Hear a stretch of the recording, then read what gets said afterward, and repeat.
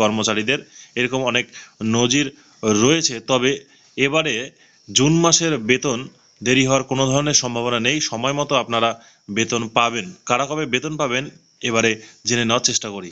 সবার আগে আসি পেনশনারদের জন্য। পেনশনাররা পেনশন পাবেন 1 জুলাই সোমবার। যেভাবে পেনশনাররা পেনশন পেয়ে আসেন মাসের 1 তারিখে, সেভাবেই পেনশনাররা পেনশন পাবেন। এবারে পঞ্চায়েত, মিউনিসিপ্যালিটি কর্পোরেশন এবং লাইব্রেরি কর্মচারী যারা রয়েছেন তারা বেতন পাবেন 28শে জুন। যদি কোনো কারণে 28শে জুন স্লিপ হয় তবে 1 জুলাই আপনারা অবশ্যই পেনশন পাবেন, কারণ 29 এবং 30 তারিখ অফিস বন্ধ থাকছে।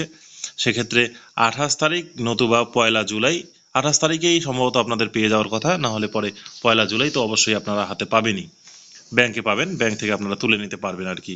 এবারে আসি সরকারি কর্মীদের। যারা সরকারি কর্মী তারা 27 থেকে 28 তারিখের মধ্যে আপনারা বেতন পেয়ে যাবেন জুন মাসের।